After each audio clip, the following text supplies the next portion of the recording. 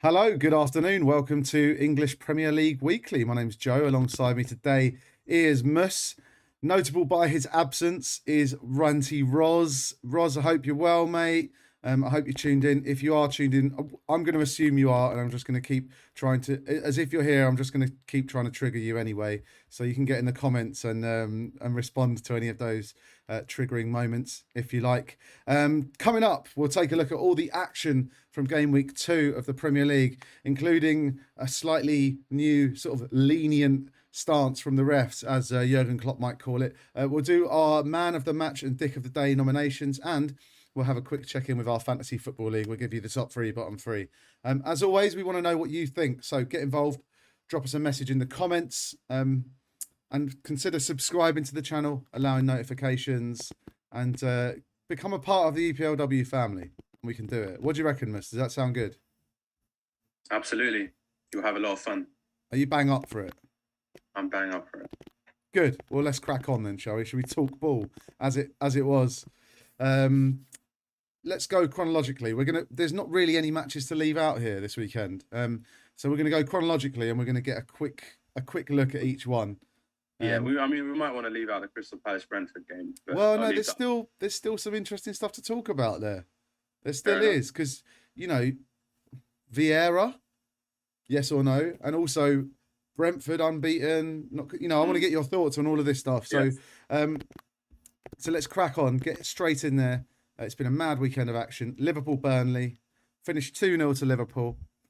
Jota and Mane with the goals. One in the 18th minute, Mane in the 69th, assisted by Tsimikas and Alexander-Arnold.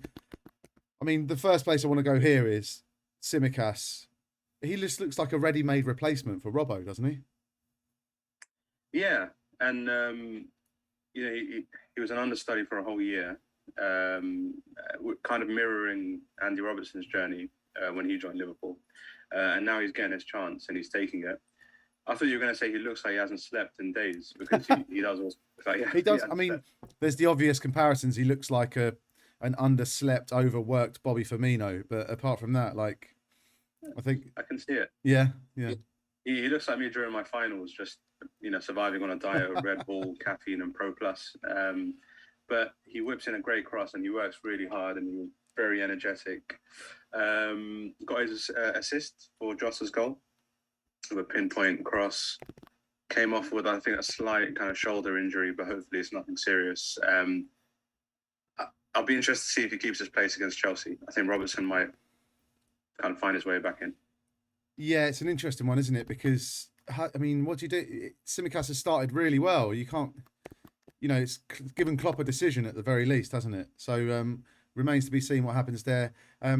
All 4 of Liverpool's front line, the big stars, all off the mark now in terms of goals as well.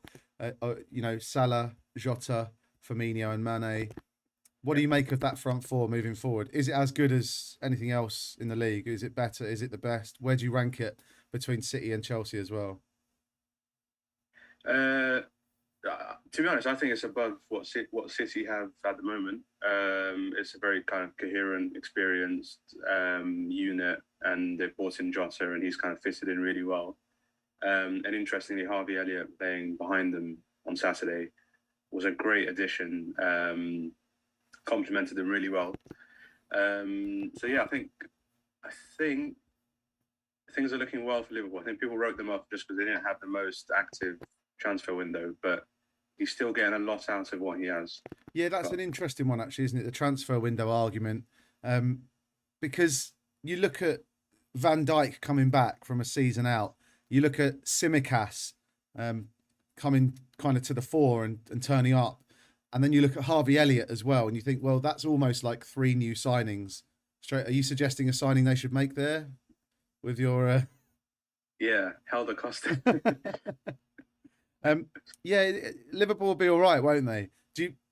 I think it's a given that they'll be top 4. That was, in terms of predictions, you would put them in your top 4 as Roz and I did as well. Yeah. So, what more can they hope for? Do you think they can push on and be the Liverpool of 2 or 3 years ago? Let's see. I mean, I think Saturday's game against Chelsea will be the first real test. I think they'll finish. Like if they finish second, then they would have had a great season. I still think kind of Chelsea edge it slightly, and Man City, if they kind of gather pace and momentum, they're hard to stop. Yeah, it's hard. Okay. It does feel a bit like they're at the end of a cycle. They're still a very great team, decent squad depth, and they've just offloaded Shaqiri to Lyon for £13 million. Sorry, £9.5 million, having bought him for £13 million. So they do great business, both kind of in bringing people in and kind of selling people on for decent value. So yeah, they'll be second or third, I imagine. Someone else we didn't mention there was Joe Gomez, also almost like a new signing coming back in. Dave's in the comments. He says, not enough squad depth at Liverpool for me. There were a lot of injuries last year, and half as many as that would still cause difficulties this year. Good point. I don't know. I feel like they have a bit more depth than they did. Yeah. It remains to be seen, though. Dave does make a great point, doesn't he? Yeah, it's such a finely tuned starting 11 that even if you take Van Dijk out and put in Gomez is a great defender, or like Ibrahima Konate, but you'll still miss like a really key feature to the way they play, which we saw in the second goal. So that Van Dijk diagonal out wide to Harvey Elliott, who then passes it to Trent Alexander-Arnold, who passes it into Mane's path. They missed that passing precision that you have from the back with Van Dijk. It kind of meant that they were less threatening going forward, as well as obviously weaker defensively. And I think with Robertson, again, like although Tsimikas has been a great understudy, but he's not as solid defensively. So there is quite a big drop-off, bigger than what you'd have in the Man City squad or the Chelsea squad. Yeah, and as you said, Liverpool face Chelsea on Saturday. That will be the biggest test of their season so far. In terms of tests, I mean, Chelsea potentially have had a couple of tests, but they've not really. They've just steamrolled Crystal Palace on day one, and our beloved Arsenal just got literally swatted aside. The microcosm within the game being Lukaku just shoving Pablo Mari to the ground on his way through to scoring. Yeah, I mean, this was a tragic game to watch yesterday as an Arsenal fan. Few positives, but let's talk about the first goal first. Let's talk about Chelsea's first goal. Lukaku drops off the defence, comes into between the lines. The whole Arsenal defence literally are drawn towards him. The whole Arsenal defence. And that's exactly what they wanted the whole time, right? Yeah. Lukaku lays it off, goes out wide to James, who's in acres of space, crosses it across the front of the goal. Lukaku, Mari, see you later. And he's got an easy goal for his first goal. I mean, what can Arsenal do to improve that?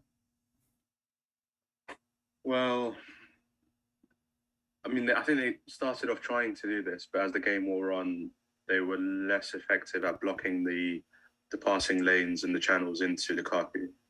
And I think once he pins a defender, it's very difficult. I mean, there was that kind of viral clip where Jamie Carragher went to the training ground when Lukaku was at Everton, and he kind of talked him through his technique. And I think the Arsenal central defence, by the way, I reckon Ben White definitely just kind of went and caught COVID on purpose, because given how much he struggled against Ivan Toney and Mbeumo's physicality, I think he wouldn't have came out favourably against Lukaku. But anyway, yeah, the centre-back struggled. And I think Tierney was overcompensating and overcovering and tucking in way too much. And Reece James was just essentially playing as like, a wide forward for most of the game. And funnily enough, that's kind of very similar to the types of goals Man City frequently score. So it's clearly the top teams kind of outnumber you in the wide areas and then get people through in the middle, and then you have that easy tapping in the 6-yard box. Yeah, all about the overloads, isn't it? James went on to score in the 35th minute as well. Very similar move, Mount with the assist this time, but instead of crossing it, he just spanked it, didn't he? And it went straight in. Flew past Leno, who Leno looked all right, to be fair. It seemed to have given him a little kick up the backside, the signing of Ramsdale. So all is not lost there. But one thing I want to ask you, Mus, is as an Arsenal fan, what's your first choice Arsenal keeper and defence? Your back five. Presuming we're playing four at the back, I want your keeper, I want your centre backs, and your right back and your left back. Does Ramsdale get in ahead of Leno for you? Essentially, is first question. No, not necessarily. I haven't seen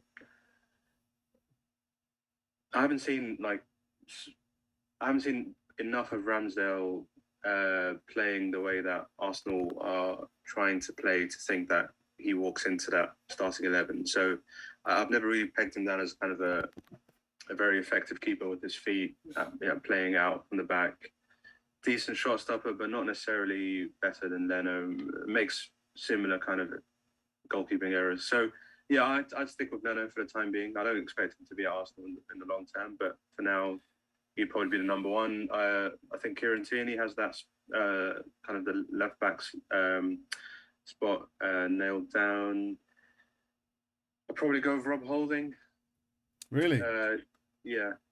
Didn't have the best game yesterday, but I think I kind of fancy him more than Pablo Mari.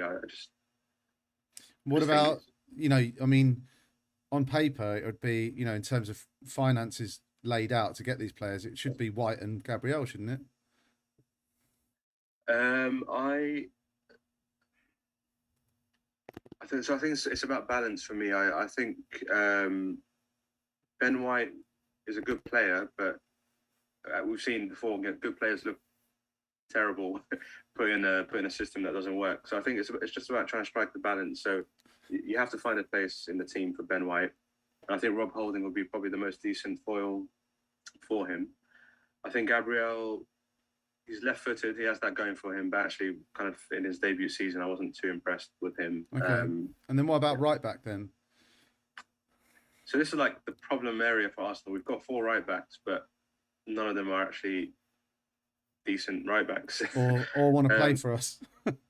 Yeah, exactly. Yeah. And this is kind of like where we fall down, one of the many areas where we fall down in comparison with other big clubs where, we've seen Chelsea offloading Livramento, Tarek Lamptey. They've got this pipeline of talent, and they're still left with decent players like Reece James and Trevor Chalobah. Whereas with us, Bellerin clearly doesn't want to stay. He was meant to go to Inter Milan, and he's still there. I don't think we'll be able to offload him. I don't know who the... The point is, do you think Arteta even knows? What this is it? What's going on at Arsenal? I just want one more question on Arsenal, as you're an Arsenal fan. And please, if you're watching, get in the comments and give us your opinions on this, because it is absolutely split in opinion. Everyone I ask about Arsenal, who's their best players? Who should they play? What do you make of the signings? Did they make the right... All this stuff. But, the long and short of it is, I don't feel like I'm exaggerating when I say Arsenal might not make it into the top half of the table come the end of the season. No, I think if finishing 8th would be a decent achievement with that team. If we finish 8th, you're saying... So hang on, sorry, can I just get this straight? City, United, Liverpool, Chelsea, they're all finishing above us, yeah? 4? Yeah. Spurs? Yeah. West Ham, Leicester, Everton?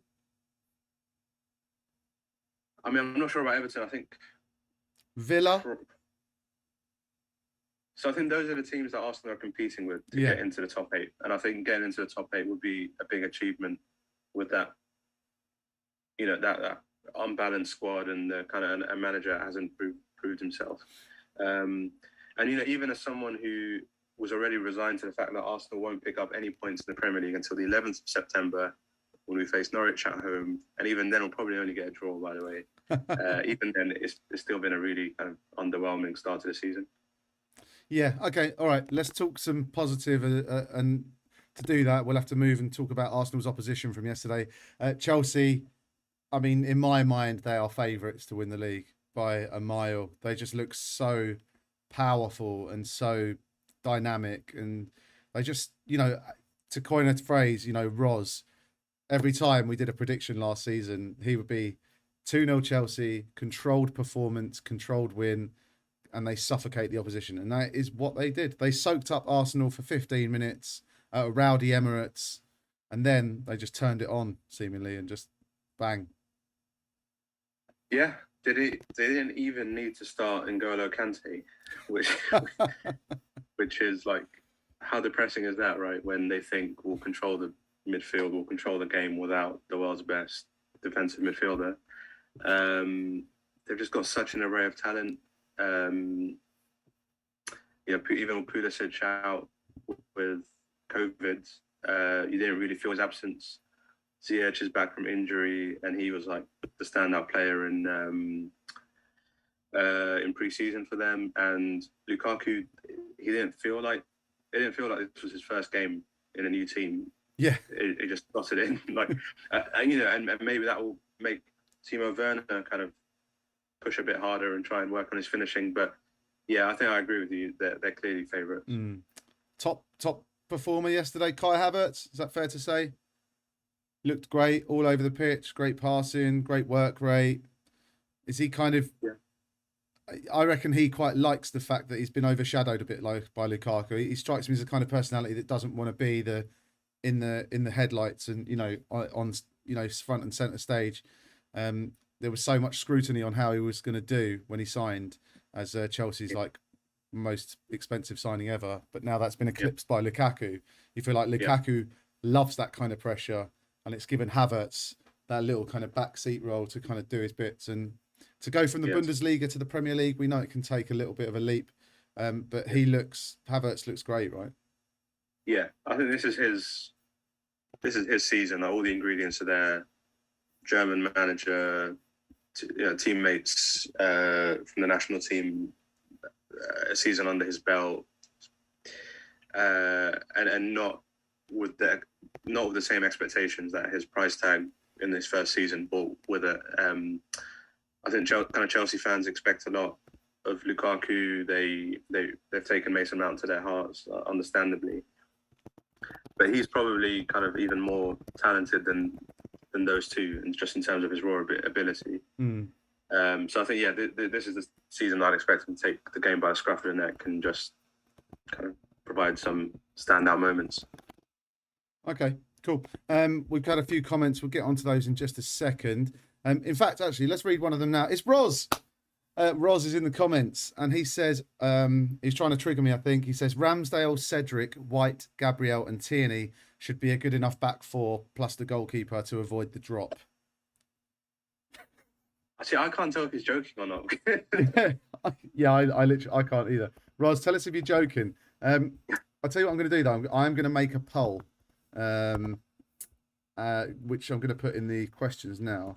So if you're watching, look out for this poll coming out now, and I want to know what you guys think. So, did that work? What's happened? I can't see it in the comments. Let's see what happens. Anyway, it said create a poll. I've never seen that option before by the comments, so I created a poll. There we go. The poll is at the top of the comments, so get in there and add your comments as well. So, Universal Fleece in the comments as well. He's talking about Man United. So, shall we move on to the Man United game next? How about that? Yeah. Let's just find that. Southampton, Man United. It finished 1-1. Fred own goal on 30 minutes. And then Mason Greenwood with the Pogba assist on 55. Another assist for Pogba. What did you make of this one, Mus? Felt like an opportunity missed for Man United. After they equalised, there was this 10-15 minute spell where it looked like they were going to run away with the game. The second goal felt like it was coming. It felt inevitable. They brought on Jadon Sancho, and Southampton could have easily kind of collapsed and given in at that point, but they didn't, and they probably then had the best chance in the game with the Armstrong opportunity that kind of he struck it straight at De Gea. It was a decent save. So yeah, I think Man United will be disappointed. That's definitely 2 points dropped. Shows that something is missing from them being kind of at the cutting edge of really challenging for the Premier League.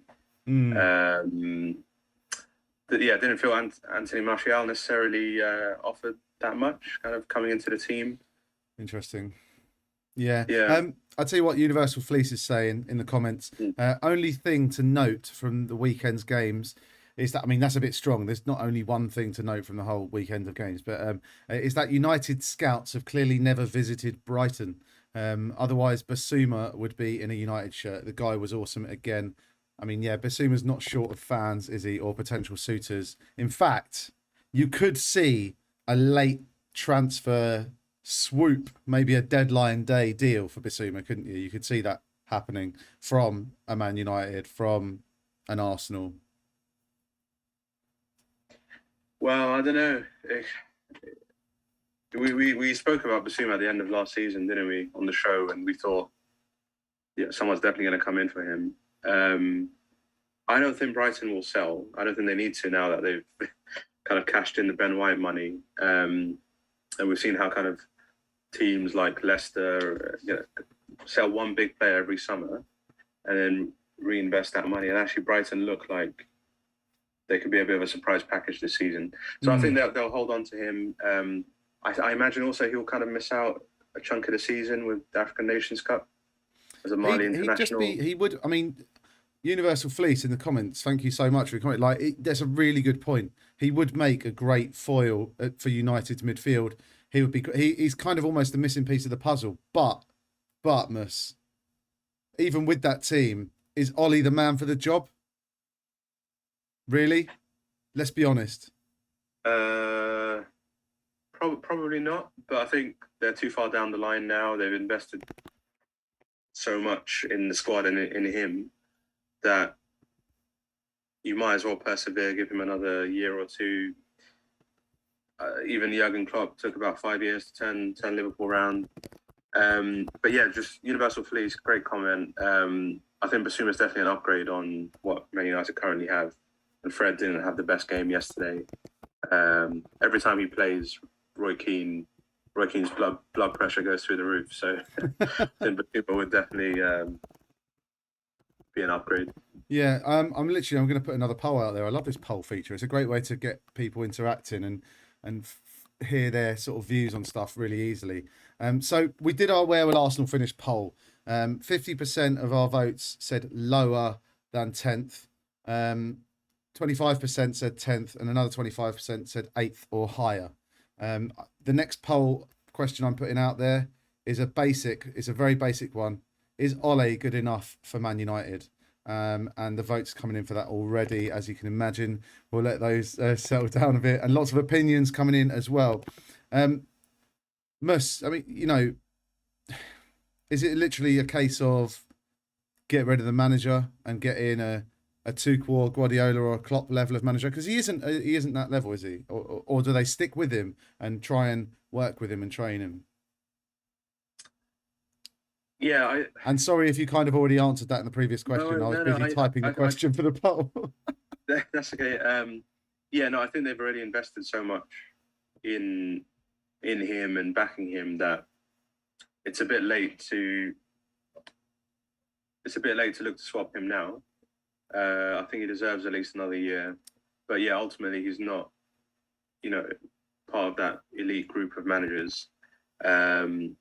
But I think at Man United, a bit like Arsenal, I don't think the head coach and the manager is necessarily the problem. I think there's a lack of planning, a lack of leadership on the football operations side. The way they've invested their money, and they've invested a huge amount, right? Like more than they have and they haven't. So you ask United fans, mate, and they will tell you that the Glazers have been creaming money off the top for years and years, and any money that's spent in the transfer market is money that has been made by the club. So it's run as a standalone thing. It takes care of itself, and they just siphon off some profits. I mean, yeah. There's a couple of United fans in the comments here. I mean, interestingly, our poll is stuck on 50-50. Is Ole good enough for Man United? Yes, 50%, no, 50%. Get in the comments. Tell us. If you're a United fan, tell us how you voted and tell us why you voted that way. We want to know what you guys think. Andrew says, shocking performance from United. The sooner the signings are established, the better.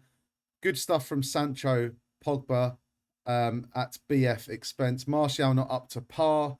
Ollie is worth keeping for Haaland next year alone. Lots of stuff to unpick in there. Right, so the sooner the signings are established, the better. Yes, obviously. Sancho and Pogba looked good, but at Bruno Fernandes' expense. Is that a fair comment, Mus?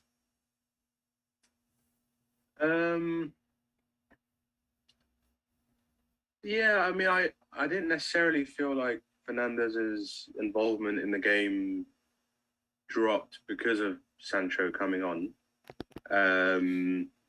We've seen how well him and Pogba can play together, and they were kind of pivotal for the equalising goal, where they that short, sharp interchange in the box created the opportunity for Greenwood. I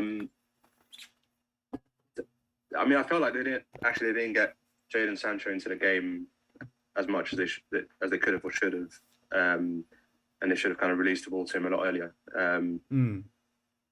Okay, but yeah, no, I feel like it could work. They just need to find the right balance. Yeah, Martial not up to par. Obviously, we kind of agree with that. Ole is worth keeping for Haaland next year alone. Is that something to hang your hat on though? Because everyone's trying to get a piece of Haaland. No one actually knows where he wants to go. Does he really want to play for United? Is Ole really going to be the thing to draw him there? Sancho's there. They're meant to be good mates. Maybe that's the thing. Mus, I'm going to move us on because we're taking a lot of time talking about United. I will add comments that are coming in though, and then we'll move on to the next game. Right? Universal Fleece would help stop us conceding. This is talking about Bissouma. Teams can't just sit deep and defend. It would equals more goals, etc., etc. As you rightly said, missing piece. So we're right on that one in the eyes of United fans that Bissouma would be a missing piece for United. Ole is good enough, but now needs to show the ruthless streak and not pick the likes of Martial, Matic, Lingard, etc. That will be his downfall. Interesting. I mean, you can only pick from the squad of players that you've got, I guess. So is it a case of moving Lingard on, moving Martial on? There's so much that I could talk about United, mate, for hours. Such an interesting season lies ahead for them. And, Solskjaer clearly has the backing of the board. The fans are rightly starting to get impatient, though. You look at, since Ferguson, if you stack up the managers since Ferguson, he's the least successful in terms of trophies. Yes, he had an unbeaten run last season when there were no fans in the stadium, but Mourinho won 2 trophies. Van Gaal won 1 trophy. Where's Ollie's trophy? Mourinho won the treble, Joe. Don't you remember? He counted the Community Shield famously. But yeah, no, fair enough. If that's how you're going to measure success. Well, how else would you measure success in a meritocracy? Yeah, but I mean, I think you could also look at the kind of the progress in league position, narrowing the points gap between the champions. I know, it's all kind of. Oh, sorry, mate. Perfect. You can go unbeaten for 38 games and get relegated in this league. 38 points can get you relegated. If you theoretically drew every game, you'd be unbeaten and be relegated. That's got nothing to do. It's have you got the mettle to get it over the line to win? Look at that performance against Villarreal in the Europa League. Poor, absolutely poor, disgusting. Didn't know what he was doing tactically. Got out-tacticked by Unai Emery. As you and I know, that is nigh on impossible. Paddy Plays says, hi. Hi, Paddy. Thanks for joining us. Andrew, Ollie plays and wants to play more United-esque football than his 3 predecessors. I've got a soft spot for him. I'm not sure he's the one. Would prefer him to stay rather than a more negative manager. Okay, so there it is. I get you. Right, we're going to move on. Let's move on to another match. Let's move on to a quick one, shall we? How about Villa Newcastle? And potential goal of the season from Danny Ings? Yeah, it'll be up there. Yeah, nice long throw. Mings to Ings and Villa Park sings. Very good. It looked like it was straight from the training ground. I think Dean Smith admitted afterwards that their new set piece coach had kind of come in, and that was one of his templates that they'd used. Danny Murphy was on Match of the Day, kind of the absolute footballing dinosaur that is Danny Murphy, being like, oh, wow. I think the reality is you need more specialists in football, and I think it's not a bad thing to have a throwing coach. It's all about fine margins, right, and trying to get that extra advantage, and it paid off. Yeah. And Danny Ings, it has been the kind of striker that maybe Man City could have done with, maybe Arsenal could have done with. And no one's talking about kind of Ollie Watkins missing for Aston Villa. He was such a key player for them last season. Yeah, absolutely. And now they've got the option of playing two real class strikers up top as well, which could make those games against the teams around them, could make all the difference. Villa, yeah, I mean, look good for the season. El Ghazi with the pen, which annoyed me because I've got Ings in my fantasy team. For some reason, I assumed Ings would take the pen, but El Ghazi is apparently a pen specialist. Yeah, 100% records, 6 out of 6 in the Premier League for Aston Villa. So I guess, when he's on the pitch, he'll take them. So, yeah, you add him to your fantasy league team or consign yourself to fewer points. Fair. Okay. And Newcastle, briefly. What is there to say? I don't know. Again, feels like another season in the wilderness, not really going anywhere. First game of the season, played attractive football, entertaining football, still lost. This game, even with Joe Willock in the side, didn't really kind of... I mean, maybe I'm being too harsh because Callum Wilson did miss that early chance for them. If that goes in, it's a completely different game. But still, feels like they're a long way away from actually being a competitive team. Yeah, not looking great for them, is it? Paddy is commenting, do you play FPL? Yes, we do play FPL, Paddy. Our league code is 912 OSM. 912 OSM. I'll bang it in the comments now. Join our league, mate, and let's see. If you're in the top 3 or the bottom 3, you might get a shout at the end of the pod. Okay, let's move on to another game. How about Crystal Palace Brentford? So I told you at the top, you said this was one to leave out to talk about, but I want to ask you 2 things, right? I'm going to ask you 1 question on each team. Palace, Vieira, should he stay or should he go? I think he should stay. At least for another couple of games. It's far too early to tell, but there were signs that they're trying to play a new style of play. They're passing out from the back. They've got some exciting young talents that they've brought in over the summer. They got rid of Gary Cahill, Patrick Van Arnholt. There's been a real kind of changing of the guards. I think he deserves more time. He had a decent start to his managerial career in France, and then obviously things soured in the final season at Nice, right? Who we saw this weekend don't have the most patient of fans. I think give him time. Cool. Okay. Paddy is saying I'm number 10,106 in the world at the moment. Well done to you, mate. How many points are you on? Let us know how many points you're on, and we'll tell you where you might squeeze into our league. We've just put a vote out as well. Vieira, yes or no? 100% yes. So a few answers in early, agreeing with you, Mus. Okay, Brentford. Are they going to stay in the Premier League? Yes or no? Yes. Okay. No, go on. No. I think, as you said at the start of the show, unbeaten so far, 4 points. Clearly a team that's going to compete. But could maybe upper second half.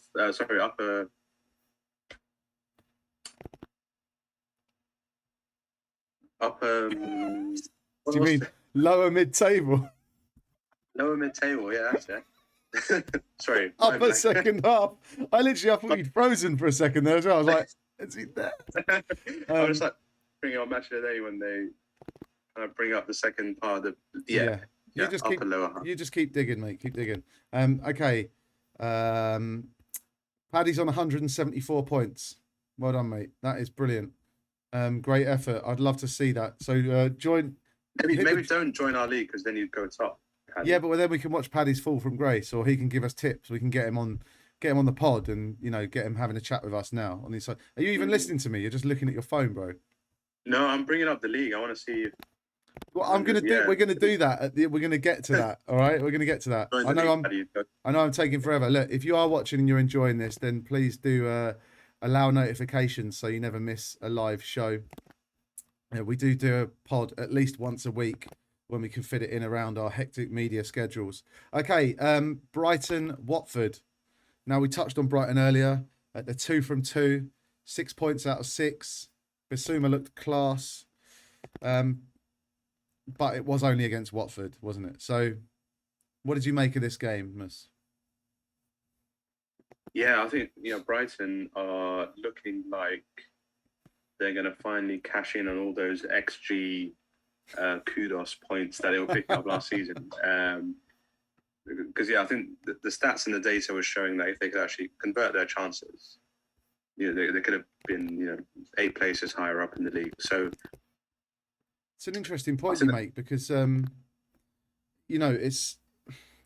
it was kind of laid out there for everyone to see that that's what Brighton's issue was.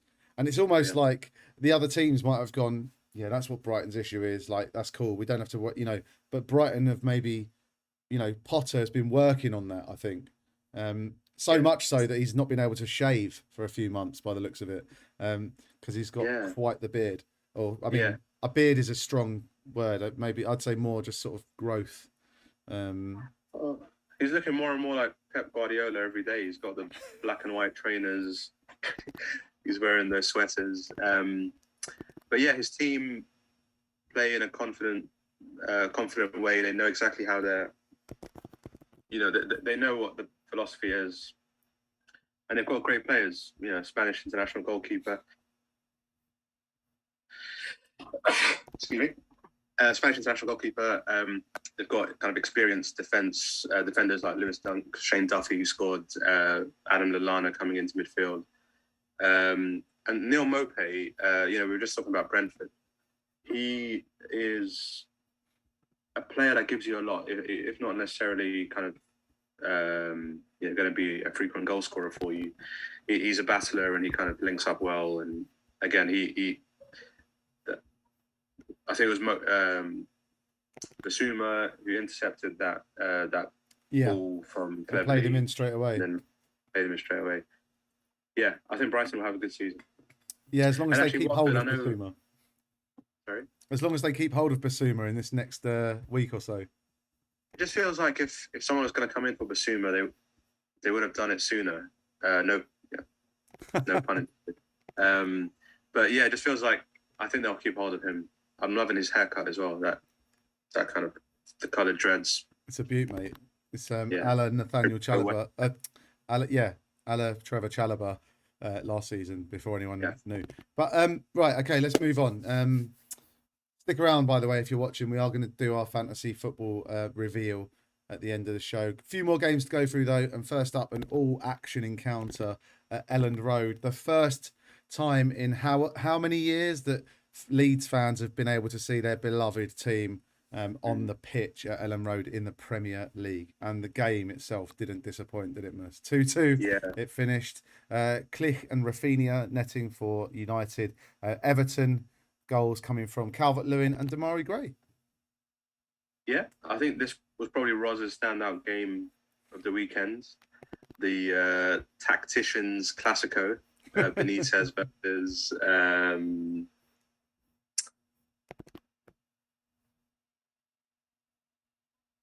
I'm getting old. I can't remember names.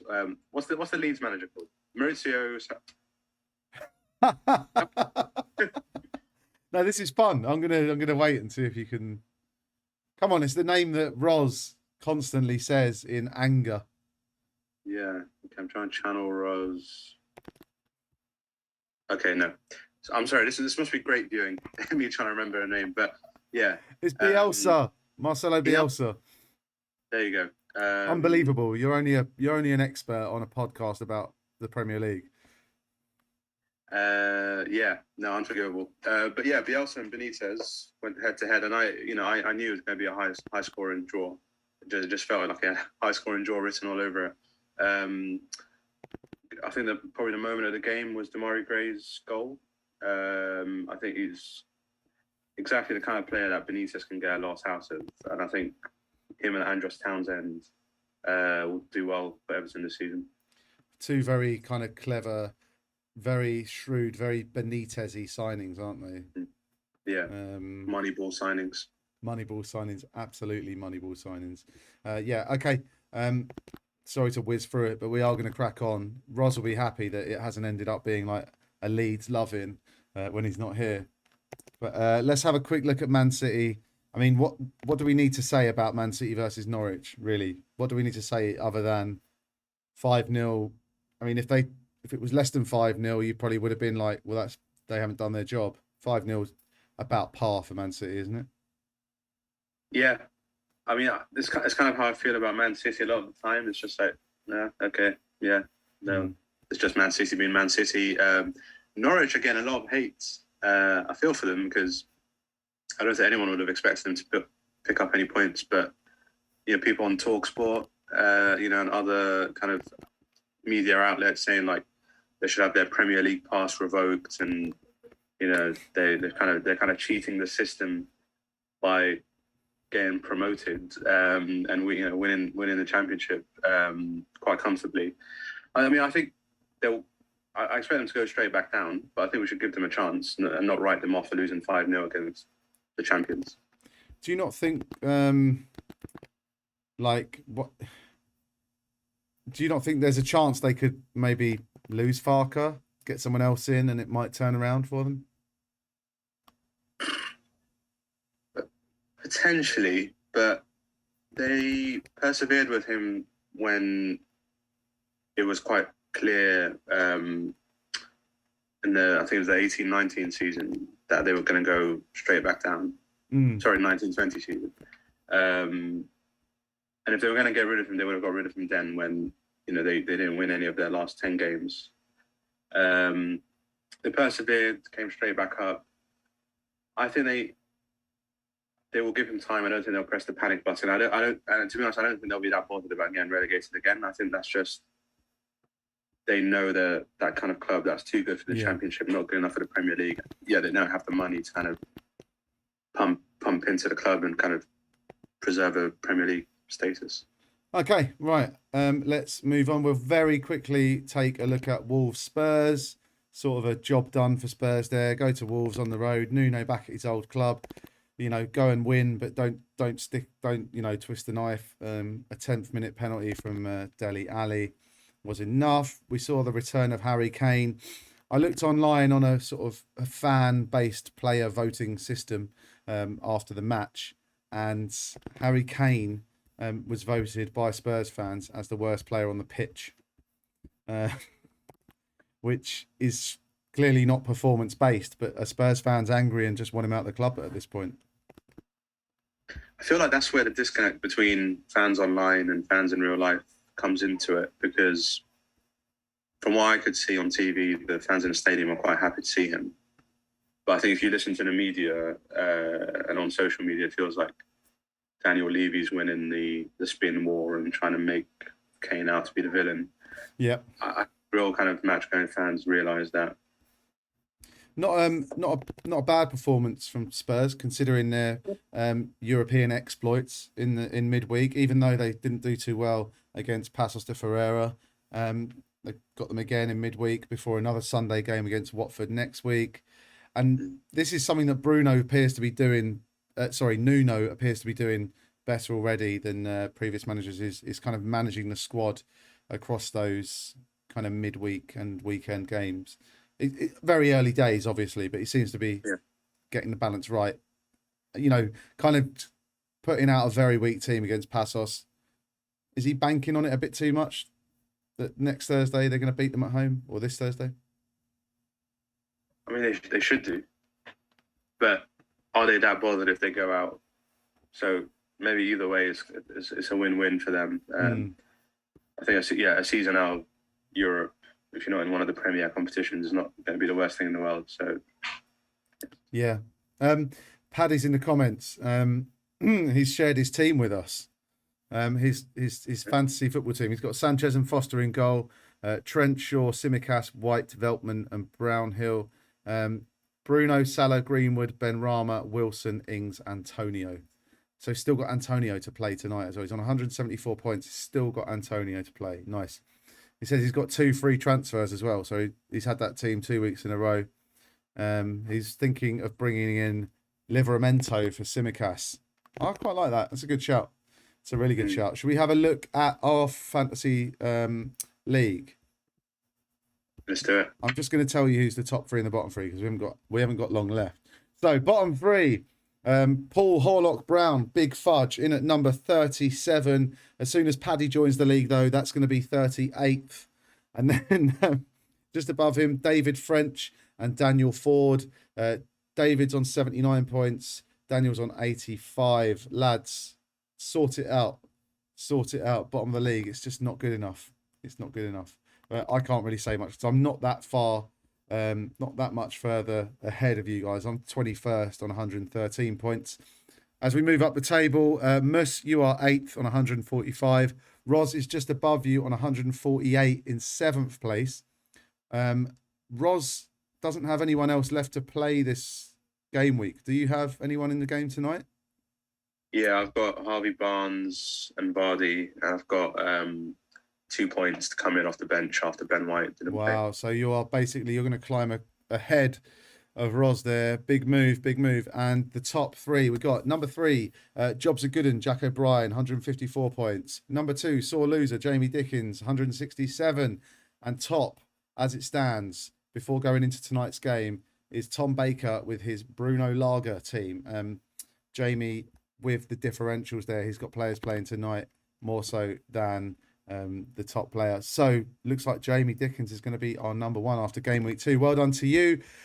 Just time then for a quick preview of tonight's game, Mus. West Ham United against Leicester City from the London Stadium. Are we going to see a London Stadium that's a bit more full of life and a bit more kind of noisy, a bit more atmospheric, being that it's been so long since fans have been able to watch their beloved West Ham in Stratford? I guess so. It's really not the most it's not the most conducive stadium for football, and I think at the end, West Ham fans are not particularly the most positive, and they can turn on their own team very quickly. But that said, I think they can be proud of the season they had last year and the start they're having to this season, and it'll be an entertaining game. I'm not sure. It'll be a draw. It will remain to be seen this evening, obviously. But we did talk before last season about the COVID effect being good for the likes of West Ham and maybe bad for the likes of Leicester, because when they're playing at home and it's not going too well, there is a tendency from West Ham fans to get on the team's back, and conversely, Leicester at home when they're not playing too well, the fans are the complete opposite, aren't they? And they absolutely go for it. So intriguing to see the effect that will be on both of these teams this season. Yeah. The only anomaly, though, from last season is Arsenal, because if ever a team played in a stadium where the fans could easily get on their back and turn against them, it was the Emirates. And even then, there was no dividend or payoff to not having the fans in the stadium. Still as atrocious as ever. So, absolutely. Talking tonight though, Moyes has no new injury problems. It's just still Masuaku still out with a knee problem. Ryan Bertrand is unavailable due to the positive COVID test that also meant he missed Wolves last week. Castaña's fit again after his eye socket injury, and Maddison has recovered from a back injury, but Johnny Evans remains sidelined. Right, you're saying a draw. Yeah. I'm going to guess that you're not saying 0-0. I'm going to go for a Desmond, Joe. I'm going to say it's going to be a 2-2, an entertaining game. Do you want to pick a man of the match? I want your man of the match. Tell me who's going to score those goals as well. I'd be interested to find out who you think.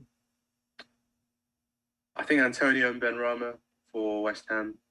For Leicester, I think maybe Harvey Barnes and Vardy.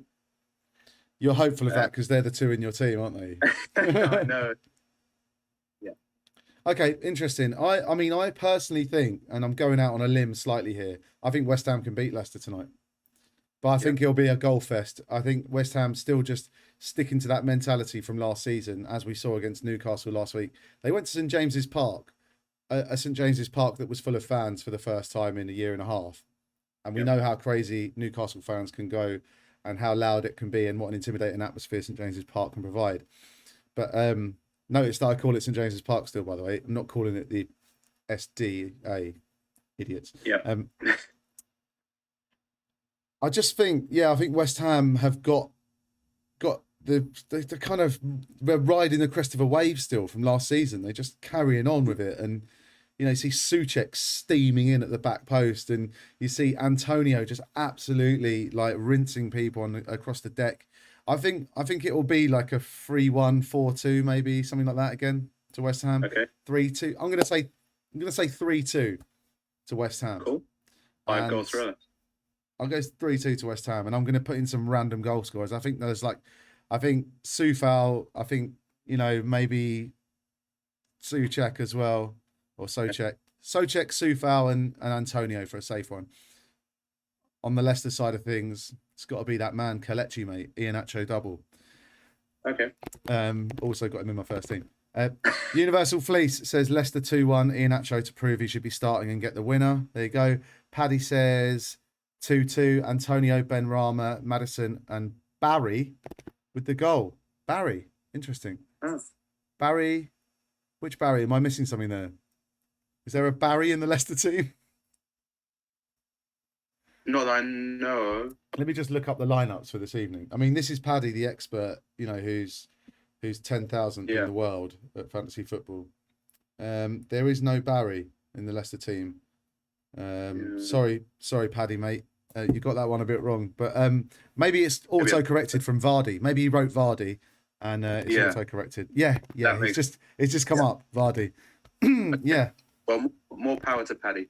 Yeah, more power. Oh, nice. See what you're doing there. Got a sponsorship deal, have you? You're big time now. Oh yeah, Mus, I've been meaning to ask you this for the last almost an hour now. Those boxes on your wardrobe. I mean, anyone who's watching, get in the comments. You want to have a guess what's in there, and then Mus can tell us. It looks pretty like sketchy to me. I don't know. It looks like, what have you been up to, mate? What's going on? This is like a really dull version of Deal or No Deal. Well, dull or no dull. You want to know the answer now, or should I? Let's see if anyone wants to jump in the comments and have a guess. So, complete free for all. Tell me what's in Mus's box over his shoulder. There's 2 boxes on the wardrobe. What's in there? I reckon. Don't know. Oh wow! Wow, some dark stuff coming in. Can you see the comments? Let me check. Okay, if in doubt, never ask the internet an open-ended question. Wow. Okay, thanks, Universal Fleece. I tell you what, actually, I've seen Universal Fleece's hairline, and I know that he's allowed to say that fully. This guy, I mean, he's like Robin. He was like Robin at 25. Oh, really? Yeah.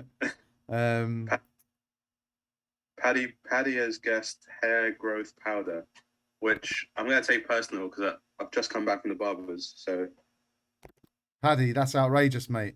And he said sorry as well. He said sorry. Okay, Paddy. I mean, do you forgive him, Mus? I forgive you. It's a bit harsh. Fadsley in the comments.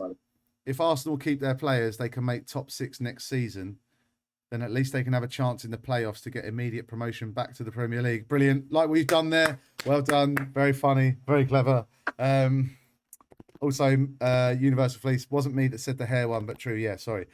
Really sorry, Matt. Now I've just dug you out. Paddy's dug Mus out, and I've dug you out. Mus, do the reveal. I don't think it's going to be Roz's remains. I don't think it's going to be hair growth powder. What's in the boxes before we say goodbye? So that box has a picnic bag in it. You open it up. There's 2 plates, cutlery, champagne glasses, all sorts. Lovely. That box is a fan heater. Nice. Is that your biggest fan? Yeah, that and the missus. Oh, mate. Before you. And obviously Paddy, he's a big fan, obviously, because he just absolutely trolled you on YouTube. I hope you're okay about that. We can track him down because he's subscribed now. We've got all his details, so we can get him back. We'll figure it out. No, just kidding, Paddy. Thanks for joining us, everyone. It's been a pleasure. Mus, thank you very much. Cheers, Joe. And we shall see you next time. Look out for us here on EPLW.